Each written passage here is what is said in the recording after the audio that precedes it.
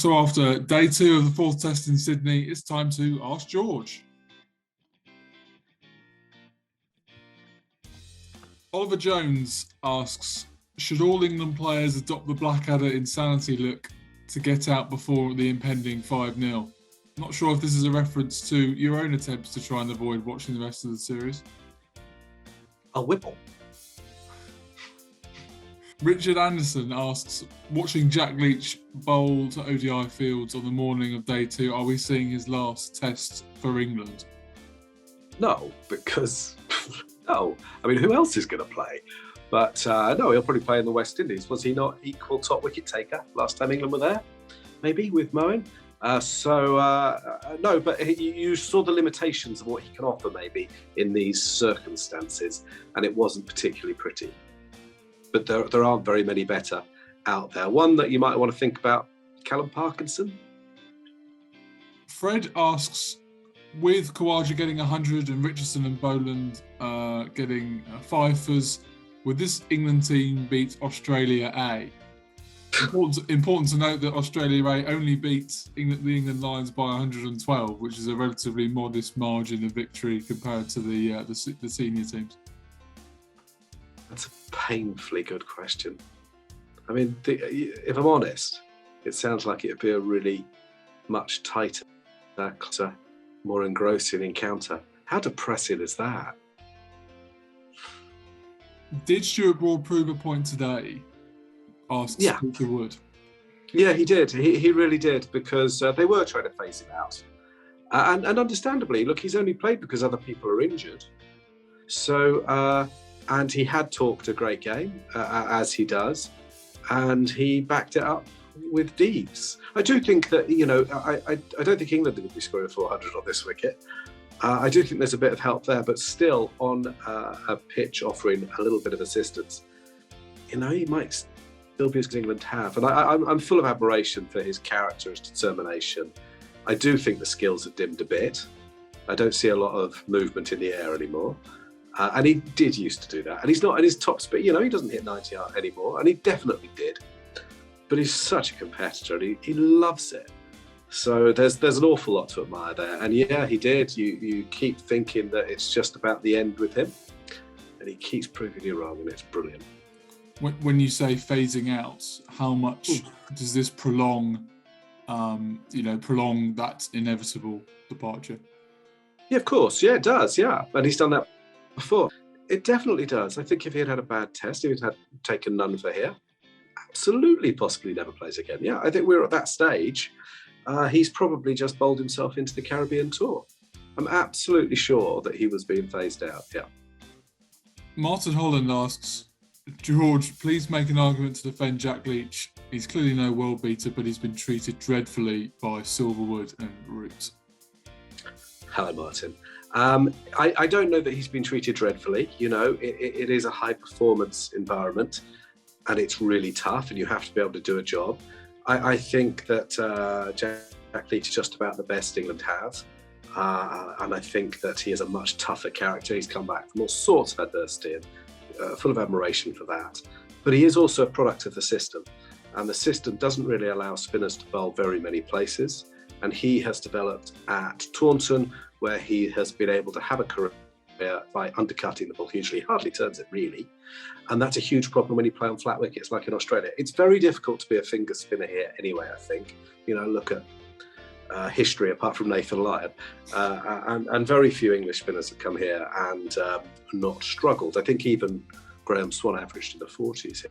So you have to be a bit realistic. But he is a product of the environment, and the England environment is not conducive to developing spin bowlers. You know this already. PL asks, you can't answer Root or Stokes. Who should be England's captain in the West Indies?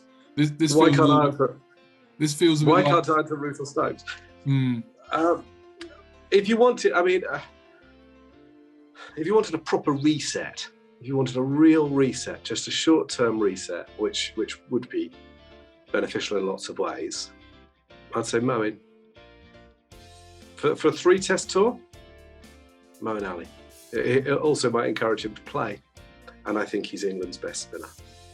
And it's absolute nonsense that he's in the BT studios abusing his former captain, which was terribly good fun. If you haven't seen it, look it up.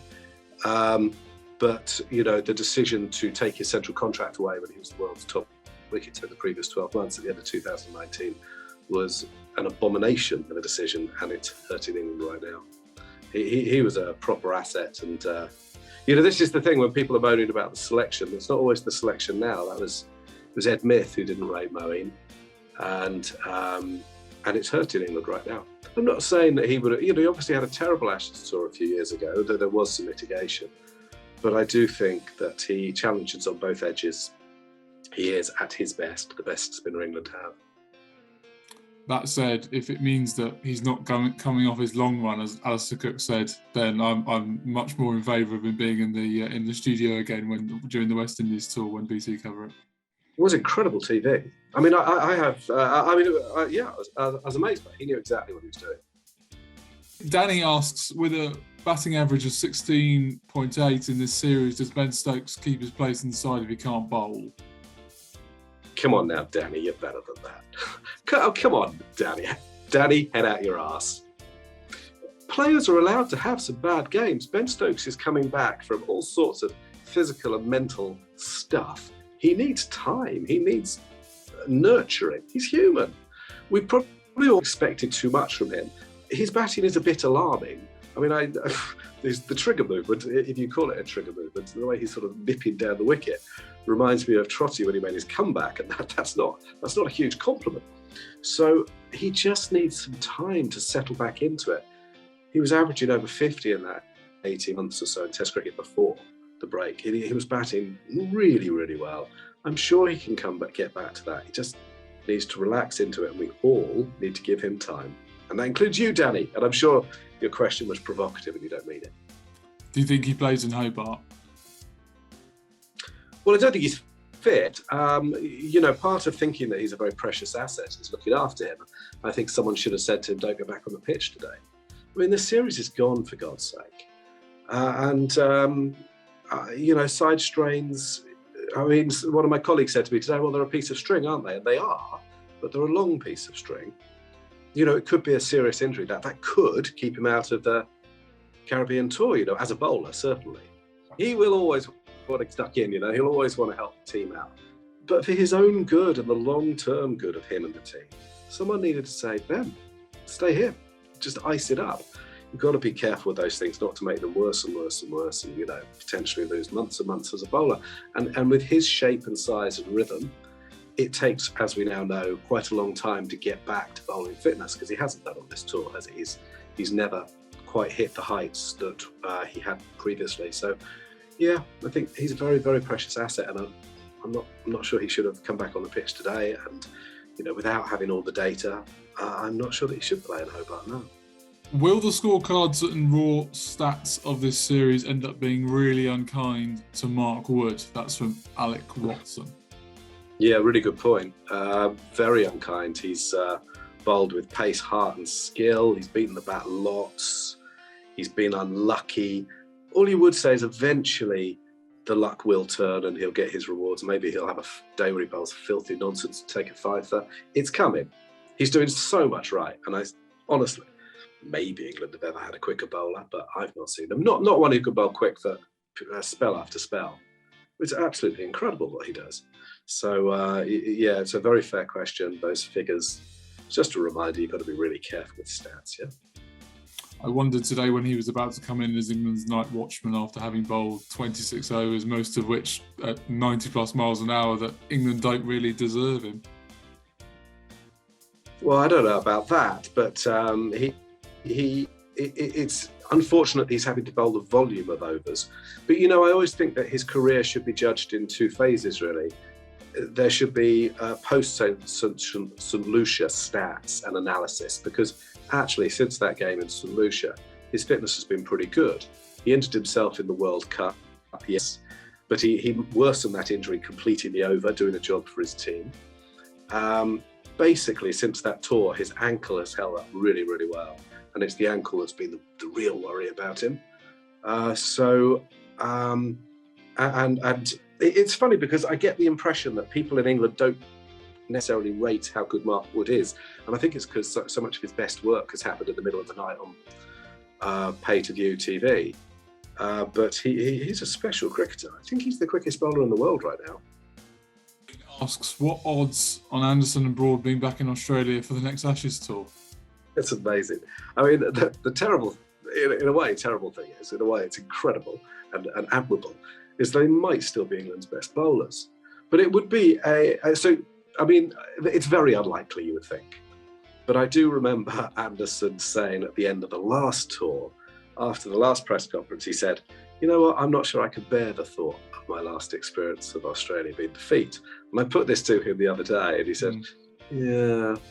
So I don't know. I mean, he's broken every ceiling already, hasn't he, Jimmy Anderson? And it's not as if there are loads of people suggesting that they could replace them still. So it would be a terrible reflection of failure in the English game, you know. And it, you know, while they are brilliant and they are the best England have, in those last two series, it is currently 7-0 out of 8. So at some stage, maybe you have to reflect that if you try the same old things, you're going to get the same old results. Another thing that's quite interesting, I think Broad's out-bowled Anderson in the two most recent tests they've played together. Will doesn't specify, of course, whether he means as players. Well, I suspect he did mean players, but that's a very good point as well. Well, look, I'm sure that Broad will be back as a media pundit because he's the most eloquent of current cricketers you could come across. He's given a press conference this evening that was extraordinary. Every word of it was gold. And Jimmy Anderson, yeah, you would think would come back as a bowling coach, but who knows? Who knows? Maybe they won't need to work. I mean, you know, hopefully. Anyway, that's another point entirely. They've proved us every normal expectation wrong so many times. Why would you write them off at this stage? But you suspect not, yeah? And that's, you know, because they've gone on forever, they've sort of changed expectations. But really do enjoy them while you can, because it's very, very near the end with them. It is. And we're already in bonus time, really. That's not criticising them at all. It's not trying to write them off, nothing like that. But one of them's 39, you know, he's about to be 40. The other one's 35 and big and tall. And, you know, history tells us that time catches up with these fellas. And the point being, enjoy them while you can, because people are going to be talking about them in 100 years. They're miracles. So they're very special cricketers, and, you know, honestly, you should just enjoy them while you can. And finally, Ishan Sinha asks, there are so many names doing the rounds for the next England coach. Why not add in Ravi Shastri? The ECB presumably would have to pass him going to, you know, book launches, etc. If that was to. So I think, look, I presume it's a fun question, but it might not be. But one of the things that's annoying me about this is that all the names mentioned, history now, Kirsten, Arthur, Otis Gibson, Stephen Fleming, whoever you want to mention, they're all foreign. And that's okay. It doesn't mean they're not potentially great. But what on earth is going on in the English game that they can't produce leaders, be it captains or coaches? What is going on? So what I'd like to do is to stop just relying on foreign imports with the skills that England lack. For God's sake, start developing them. It's pathetic. The English game, whichever way you look at it, is at a very low ebb in terms of red ball cricket. And, you know, leaders, captains, spinners, fast bowlers, top order batters in particular. If you want them, develop them. They got a lottery win with Jofra Archer. You know, he came from Barbados almost completely ready. You know, Sussex deserves some credit, of course they do. But you know what I mean. He did come as a very special prospect. And England won the World Cup on the back of that, up to a point anyway. You know, he had a huge role. England have to develop their own. They have to stop looking for these short-term fixes and actually really be honest about the predicament we're in, and the predicament's quite bad. And all these ideas about, you know, sacking the captain or the coach, whatever, I'm afraid I consider those short-term fixes. They might be part of the solution. I don't want to suggest that, you know, they don't get a free pass here. But honestly, I just think if you sack one or two people and bring in Ravi Shastri, it's not going to get to the bottom of things at all. It's got to go further than that this time.